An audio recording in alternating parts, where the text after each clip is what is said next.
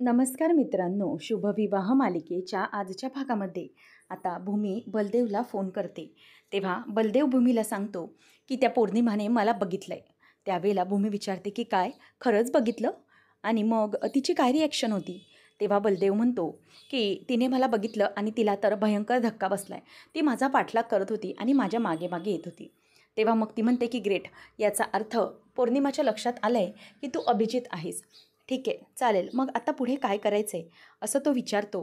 त्यावेळेला भूमी म्हणते की आता एक काम करायचं, तू आता त्या पौर्णिमाच्या समोर ये आणि कसं काय करायचं आहे ते पुढे तुला मी सांगते आणि तिच्याच थ्रू तुला हे सगळं करायचं आहे.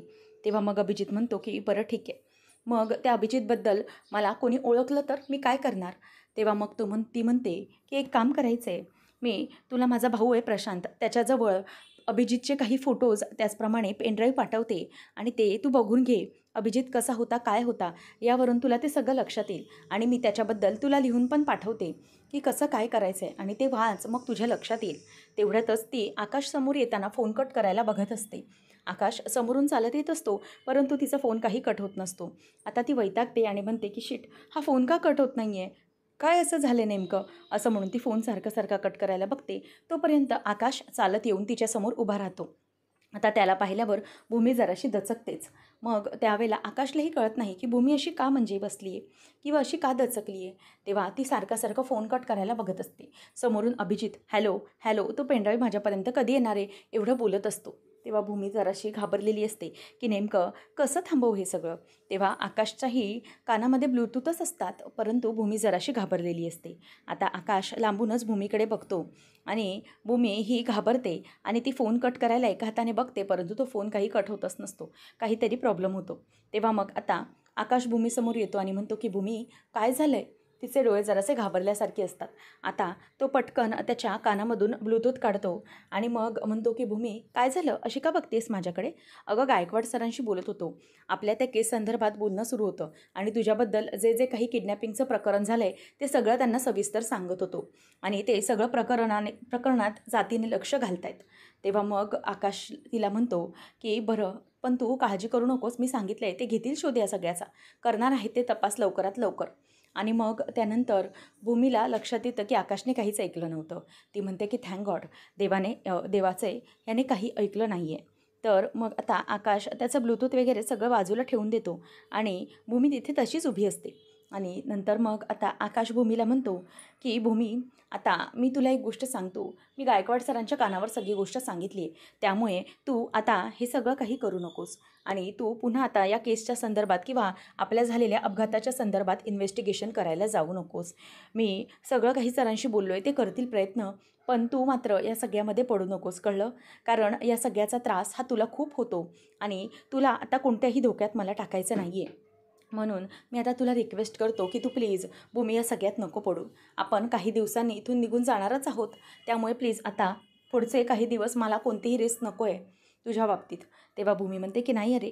तेव्हा मग आकाश म्हणतो की भूमी, हे बघ, माझा तुझ्यावर पूर्ण विश्वास आहे, त्यामुळे मी तुला क्षितिजाची शपथ वगैरे घालणार नाही, परंतु प्लीज तू असा कोणताही विचार करू नकोस. तेव्हा मग आकाशच्या डोळ्यात पटकन पाणी येतं. भूमी विचारते की काय झालं आकाश, तुझ्या डोळ्यात पटकन असं पाणी? तेव्हा आकाश म्हणतो की भूमी, मला अभिजित दिसला होता. आता हे ऐकल्यावर भूमीला धक्काच बसतो. ती म्हणते की काय अभिजित? तेव्हा कुठे? तेव्हा मग असं म्हटल्यावर तो म्हणतो की स्वप्नात. मला काल अभिजित स्वप्नात आला होता आणि गेले 2 दिवस तो माझ्या स्वप्नात येतोय. मला काहीच कळत नाही आहे. मला ना खरंच त्याची खूप आठवण येते. भले तो आपल्याशी कसाही का वागेना, परंतु मला खरंच त्याच्याबद्दल खूप वाईट वाटतंय.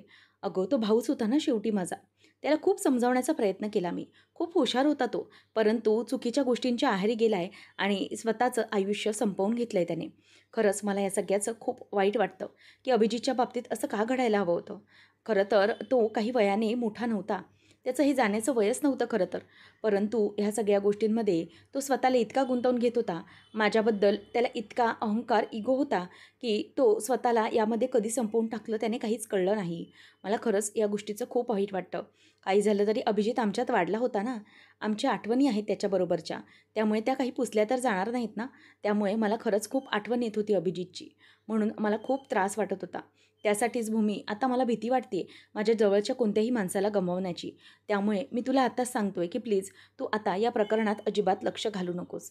आता तो भूमीच्या हातावर हात ठेवत तिला अगदी व्यवस्थितपणे सांगतो की भूमी प्लीज आता कधीही असं करू नकोस.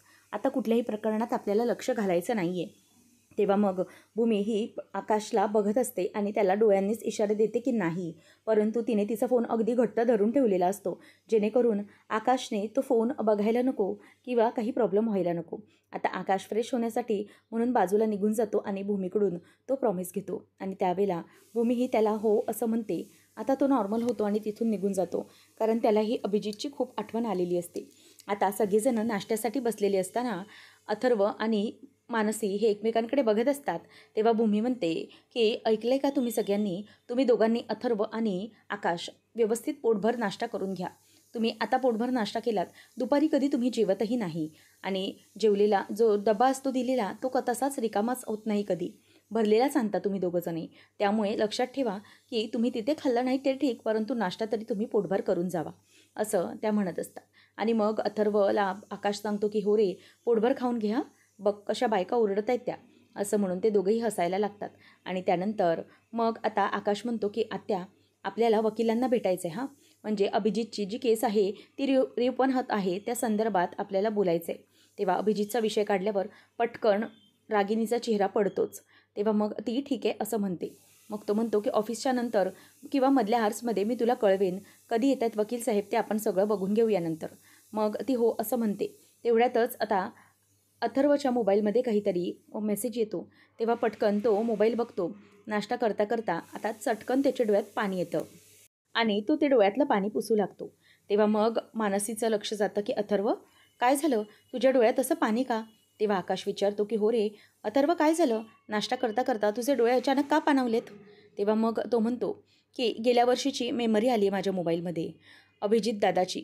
गेल्या वर्षी आम्ही सगळ्यांनी आपण या दिवशी मस्ती केली होती आणि ते सगळे मेमरीज आहेत माझ्या मोबाईलमध्ये.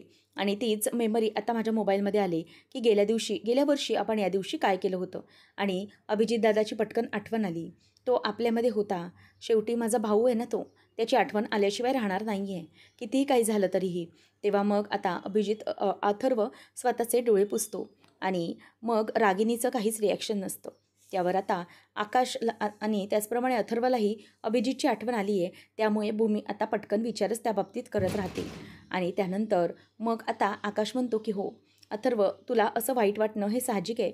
अरे किती काही झालं तरीही अभिजित कसाही वागत असलं तरी आपल्यासाठी तो आपला भाऊच होता ना रे. अरे आपण किती लहानपणीपासूनच्या आठवणी आहेत आपल्या, किती काही शेअर केलं आपण सगळं. त्यामुळे तो आपल्या आठवणीतून जाणं हे शक्य नाही आहे. जरीही तो आयुष्यातून गेला असला तरी आठवणीतून तो कधीच जाऊ शकत नाही.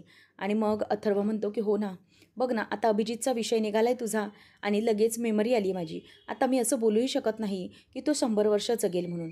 तेव्हा लगेच आता रागिनी मुद्दामच म्हणते की अथर्व बाळा शांत हो. तेव्हा मग अथर्व आता गप्प होतो.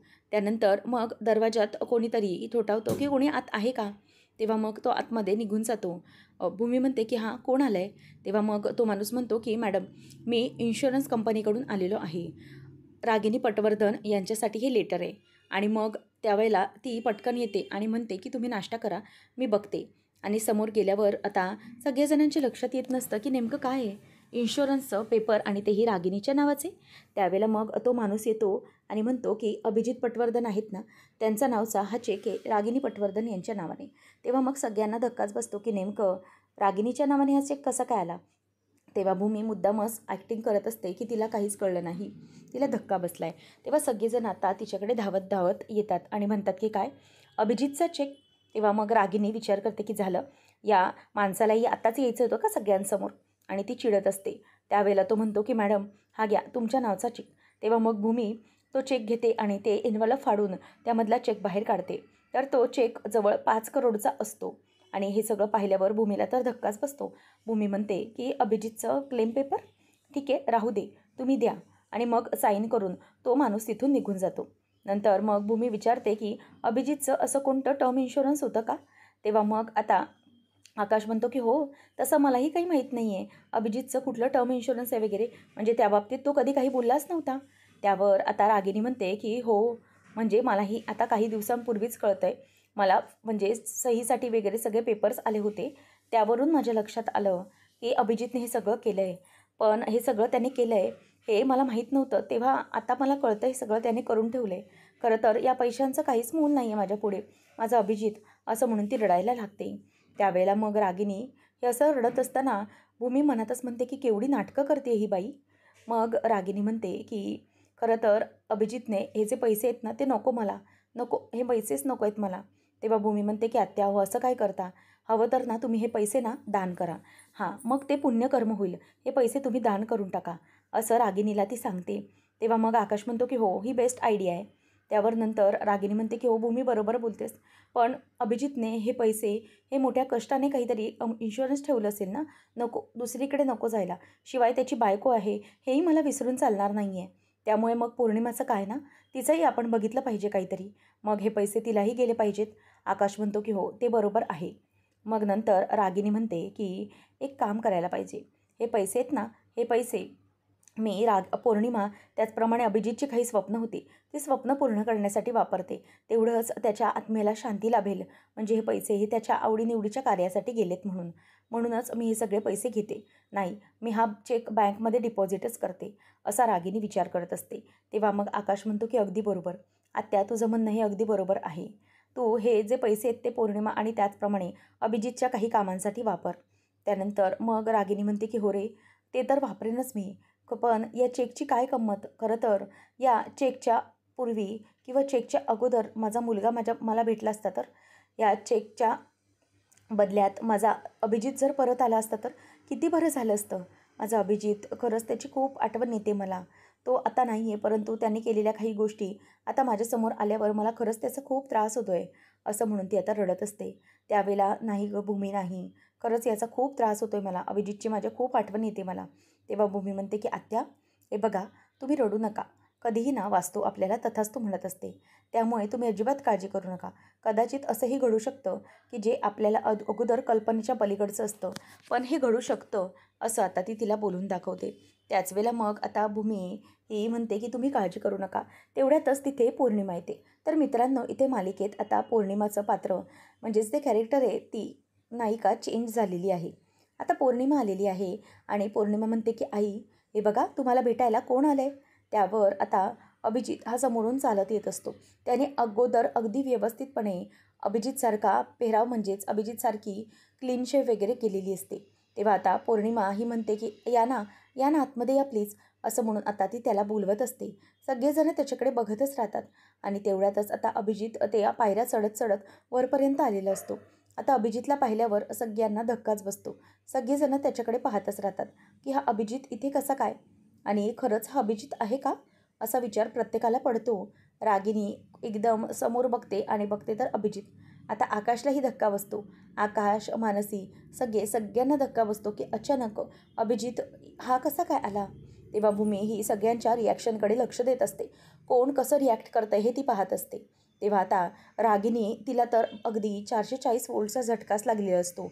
अभिजित परत कसा आला हा प्रश्नच तिला पडलेला असतो. कारण स्वतःच्या हाताने मी माझ्या मुलाला मारलं आहे, मग हा जिवंत कसा, हा विचार तिच्या डोक्यात येत असतो. आता अभिजित हा समोर आल्यानंतर आकाशला आठवतं की कशाप्रकारे तो खाली पडला होता. आता तो खाली पडत असताना ज्यावेळेला आकाशच्या झटापटीत तो खाली पडतो, तेव्हा आता तो पडल्यानंतर त्याचा जरासा जीव बाकी होता आणि त्यावेळेला रागिनी खाली आलेली होती आणि तिला अभिजित मरताना दिसतो, परंतु तो अजूनही मेलेला नसतो. तिला तो वाचवायला सांगतो. तेव्हा ती म्हणते की नाही, जर तू मेला नाहीस मला त्या घरात जाण्याचा मार्ग बंद होणार, त्यामुळे तुला मरावंच लागेल अभिजित, मर एकदाचा, असं म्हणून तिने त्याला मारूनच टाकलेलं असतं. रागिनी विचार करते की हे काय आहे, म्हणजे मी ज्याला स्वतःच्या हाताने मारून टाकलं आहे तो जिवंत कसा, असं विचार तिच्या डोक्यात येतो. आणि अभिजित आता तिच्याकडे बघतच राहतो आणि अभिजितला पाहिल्यावर सगळे खरं तर शांत बसलेले असतात, कारण अचानक अभिजित कसा आला हा प्रश्न सगळ्यांना पडतो. तेव्हा मग आता अभिजितला आणि म्हणजेच बलदेवला आणि भूमीला आठवतं की त्यांनी काय प्लॅनिंग केलेलं होतं. भूमी त्याला म्हणते की हे बघ, तुला अभिजित बनून आमच्या घरी राहायला यायचं आहे. हे कसं काय ते मी तुला सगळं सांगेन. म्हणजे अभिजित कसा राहायचा, त्याचं वागणं कसं होतं, त्याचं हसणं कसं होतं, त्याच्या छोट्याने छोट्या गोष्टी मी तुला सगळं काही सांगेन. आणि घरातल्या प्रत्येक व्यक्तींबरोबर त्याचं कसं नातं होतं, हे देखील मी तुला सांगेन. तेव्हा मग बलदेव म्हणतो, की "पण हे सगळं मला रिस्की वाटतंय. हे मला जमेल की नाही हे मला कळत नाही आहे. कारण हे सगळं असं त्या अभिजितसारखं डिट्टो करणं हे कितपत जमेल काय माहिती." भूमी म्हणते, की "नका काळजी करू तुम्ही. मी एक काम करते. मी ना आता घरी जाते आणि अभिजित म्हणजे कसा वागायचा काय या सगळ्याबद्दलची थोडी माहिती ही तुम्हाला लिहूनच पाठवते. आणि अभिजितचं कसं काय होतं वागणं बसणं हे सगळं मी पाठवते. जेणेकरून काय ना की सगळ्या गोष्टी तुम्हाला क्लिअर होतील. जरा थोडे दिवस 1-2 दिवस ते सगळं वाचून घ्या आणि त्यानंतरच मग तुम्हाला सगळं क्लिअर होऊ शकतं. आणि मी सगळी माहिती तुम्हाला पाठवते." तेव्हा मग अभिजित म्हणतो, की "मला हे सगळं चुकीचं वाटतंय." भूमी म्हणते, की "नाही, काहीच चुकीचं नाही आहे यामध्ये." तो म्हणतो, की "हो, माझ्या आईच्या ऑपरेशनसाठी मला हे सगळं करावं लागतं." तेव्हा भूमी म्हणते, की "हो, तुम्ही काळजी करू नका. तुम्ही मला किडनॅप केलं होतं, हे चुकीचं होतं ॲक्च्युली.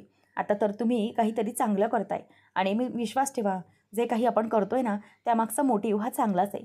त्यामुळे तुम्ही अजिबात चुकीचा विचार करू नका, की तुम्हाला काहीही चुकीचं सांगितलं जातं किंवा काही. फक्त एवढंच विचार करा, की अभिजितबद्दल काय आणि मी तुम्हाला म्हणजे माझा भाऊ आहे प्रशांत, त्याच्याकडे अभिजितबद्दलच्या काही गोष्टी, त्याचे फोटोज किंवा पेनड्राईव्ह पाठवते. त्यामधून तुम्ही अभिजित साधारण कसा वागायचा, त्याचं राहणीमान कसं होतं हे सगळं बघून घ्या आणि त्यानंतरच मग तुम्हाला हे सगळं नीट करता येईल. आलं आहे का लक्षात?" असं ती आता त्याला समजावून सांगते आणि म्हणते, की "दादा, नका काळजी करू. सगळं व्यवस्थित होईल. तुम्ही कोणत्याही प्रकारचं चुकीचं काम करत नाही आहात. कोणालाही फसवत नाही आहात. सगळं व्यवस्थित होईल." तो म्हणतो, की "हो, माझ्या आईच्या ऑपरेशनसाठी मला हे सगळं करावं लागतंय." तेव्हा भूमी म्हणते, की "हो, म्हणूनच सांगते तुम्हाला नका काळजी करू. होईल सगळं व्यवस्थित. तुमच्या आईचं ऑपरेशन महत्त्वाचं आहे, मला माहिती आहे. परंतु हे सगळं करणंही आपल्याला तेवढंच महत्त्वाचं आहे. त्यामुळे लवकरात लवकर या सगळ्या कॅरेक्टरमध्ये तुम्हाला यावं लागेल." अभिजित आता त्याच गोष्टीचा विचार करत असतो आणि कसं करायचं, काय करायचं. तेव्हा मग तो त्याचा माणूस म्हणतो, की "दादा, नका काळजी करू. भूमिताई म्हणाली ना, तर होईल सगळं व्यवस्थित." तेव्हा आता अभिजित ही आल्यानंतर रागिनी त्याच्याकडे पाहतच राहते. सगळ्यांना अगदी धक्का बसलेला असतो. भूमी आता त्याला फ्लॅशबॅकमध्ये सांगत होती, की "हे बघ, काही करून कोणालाही संशय येऊ द्यायचा नाही." तेवढ्यातच आता त्याचा मुलगा म्हणजेच त्याचा जो माणूस असतो तो म्हणतो, की "दादा, हे बघ, भूमीचा भाऊ आहे ना प्रशांत, तो हे काही देऊन गेला आहे. इन्व्हलप आणि त्यानंतर पेनड्राईव्ह आहे. तर या सगळ्या गोष्टी आपल्याला बघाव्या लागतील. तो कसा होता, काय होता, या सगळ्या गोष्टी आपल्याला व्यवस्थितपणे करून घ्याव्या लागतील. त्यामुळे तू काळजी करू नकोस. सगळं होईल व्यवस्थित. हे सगळे फोटोज बघून घे तू." अशा प्रकारे आता अभिजित हा म्हणजेच बलदेव अभिजितचे सगळे फोटोज वगैरे बघत असतो आणि त्याचे लग्नातले त्याचप्रमाणे पौर्णिमासोबतचे फोटो, तो कसा हसतोय, कसा बघतोय, हे सगळं पाहत असतो. आता अभिजित हा जेंटलमन माणूस आहे. मी साधासुधा, मग कसं जमेल मला हे सगळं, असा प्रश्न त्याला पडत असतो. आणि म्हणूनच तो आता भूमीने जो पेनड्राईव्ह दिलेला असतो, तो पेनड्राईव्ह आता बघायला लागतो आणि त्यामध्ये अभिजितचे अवॉर्ड फंक्शनमधले काही व्हिडिओज असतात आणि त्याचे घरातले काही व्हिडिओज असतात. ते सगळं आता तो बघून घेत असतो आणि विचार करतो, की अभिजित खरंच खूप जेंटलमॅन होता रे. म्हणजे एकदम पॉश वागायचा हा. माझ्यासारख्या साध्यासुध्या माणसाला याची ॲक्टिंग कशी जमेल, काहीच कळायला मार्ग नाही. तेव्हा मग त्याचा माणूस म्हणतो, की "दादा, नको काळजी करू तू. करशील तू सगळं. अरे दादा, आजपर्यंत तू सगळं काही जमवलंयस आणि भूमिताई म्हणाली ना, मग तू करशील सगळं." असं अभिजित आता सांगत असतो. आणि म्हणतो, की "चल, आता मला याच्यासारखी सगळी तयारी करून घ्यायला हवी. भूमीने सांगितलंय तसा माझा सगळा अवतार आता मला चेंज करायला हवा. त्याशिवाय मला हे सगळं काही जमणार नाही. या गोष्टी करण्यासाठी मला सगळ्या गोष्टी अगदी नीटपैकी बघाव्या लागणार आहेत आणि आणखीन काही गोष्टी नीटपैकी लक्ष देऊन कराव्या लागणार आहेत." तेव्हा मग तो म्हणतो, की "हो दादा, हे बघ, हा माणूस आहे ना, हा खूप पॉश राहायचा. बघून घे एक-एक फोटोज." नंतर आकाश आता बघत राहतो, की अभिजित परत कसा काय आला आणि तो आता त्याच गोष्टीचा संदर्भ लावू लागतो, की अभिजितचं स्वप्न पडलं होतं. मग नक्की अभिजित येणार अशी काही चाहूल होती का? हा तो विचार करायला लागतो. आता पौर्णिमा म्हणते, की "आई, अहो, तुम्ही अशा का बघताय? हे आपले अभिजितच आहे आणि अभिजितच परत आलेत." आणि मग त्यावेळेला रागिनी विचारते, की "पौर्णिमा, तुला म्हणजे हा आधीपासूनच भेटला आहे का?" तेव्हा मग पौर्णिमा म्हणते, की "नाही आई, अहो आधीपासूनच नाही, कालच मला हे भेटले. जेव्हा मी काल बाहेर गेले होते ना, तेव्हाच हे मला भेटलेत." तेव्हा मग अभिजित म्हणतो, की "अरे, तुम्ही सगळेजण असे का बघताय माझ्याकडे? असं का करताय? अरे आकाश, भूमी, अथर्व, मानसी, असे काय करताय तुम्ही? अरे, मी तुमचा भाऊ आहे अभिजित." असं तो सगळ्यांना बोलून दाखवतो. तेव्हा मग भूमीचं लक्ष हे सगळ्यांकडे असतं. कारण कोण काय रिॲक्ट करतंय, अभिजितला कोण कितपर्यंत एक्सेप्ट करतंय, ह्या सगळ्या गोष्टी आता भूमी अंदाज लावायला सुरुवात करते. आकाशलाही खरं तर धक्काच बसतो. म्हणजे ज्या माणसाचं, ज्या भावाचा आपण अंत्यसंस्कार केला तो भाऊ अचानक आपल्यासमोर उभा ठाकलाय. काय करायचं आहे काय कळत नसतं. तेव्हा पौर्णिमा म्हणते की आई अहो तुम्ही तरी विश्वास ठेवा. तुम्हाला तरी कळत आहे ना की हे तुमचे अभिजितच आहेत म्हणून. बघा ना तुमचा अभिजित आलाय परत. त्याच्यासारखा चेहरा आहे आणि तेच आहेत ते. वाचलेत सुदैवाने आपले अभिजित वाचलेत असं आता ती बोलून दाखवते. मात्र रागिणीला काहीही अगदी विश्वास बसतच नसतो आणि भूमी तर तिच्याकडे बघतच राहते. कारण बिचारी पौर्णिमा ही त्या अभिजितला म्हणजेच बलदेवला खरंच अभिजित समजून बसलेली असते. म्हणूनच ती आता सगळ्यांना अभिजितला एक्सेप्ट करायला सांगत असते. ती म्हणते की आई अहो का बघताय तुम्ही असं त्यांच्याकडे. अहो ते आपले अभिजितच आहे. तुम्ही त्यांना एक्सेप्ट का करत नाही आहात. का त्यांच्यावर विश्वास नाही ठेवत आहात तुम्ही. तेव्हा आता रागिनी त्याच्याकडे बघते आणि म्हणते की नाही हा अभिजित नसू शकतो. आणि ती असं बघतच त्याच्याकडे बघत राहते.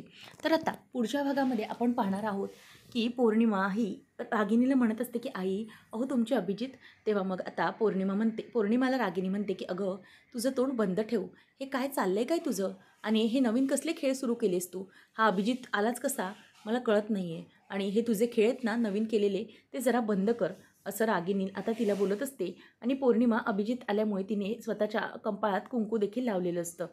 नंतर मग आकाश भूमीला म्हणत असतो की जर तो खरंच अभिजित असेल ना तर कोणत्या ना कोणत्या तरी गोष्टीवरून त्याला नक्कीच ओळखता येईल. काहीतरी अशी गोष्ट नक्कीच असेल की त्याला आम्हाला ओळखता येईल. काहीतरी बघितलं पाहिजे असं तो आकाश भूमीला म्हणत असतो. आणि खरं तर घरात कोणाचाच विश्वास बसत नसतो की हा अभिजितच आहे म्हणून. नक्की काहीतरी आहे असं वाटत असतं. आता भूमीला टेन्शन येतं. म्हणजेच बलदेवला कोणी ओळखते की काय अशी भीती तिला वाटत असते. तर इथे अभिजित हा बसलेला असताना रागिनी त्याला अभिजित असा आवाज देत असते. परंतु तो काही रिॲक्ट करत नाही. तेव्हा रागिनी म्हणते की बघितलं पकडलं त्याला. हा अभिजित नाहीच आहे. ह्याला अभिजित हाक मारली तर हा बघतच नाही आहे. आणि मग आता लगेच रागिनी त्याला म्हणते की हे बघ तू माझा अभिजित नाही आहेस. तू कोणीतरी तोत्या आहे. माझा अभिजित कधीच गेला होता असं पटकन रागिनी बोलून दाखवते. तेव्हा बलदेव तिच्याकडे पाहतच राहतो. आता भूमीला रागिनीनेच हे सगळं कटकारस्थान केल्याचं लक्षात येईल का. म्हणजे अभिजितचा रागिनीनेच घेतला आहे हे भूमीला लक्षात येईल का हे पाहणं रंजकतेचं ठरेल. अशाच अपडेटसाठी चॅनलला नक्की सबस्क्राईब करा. धन्यवाद.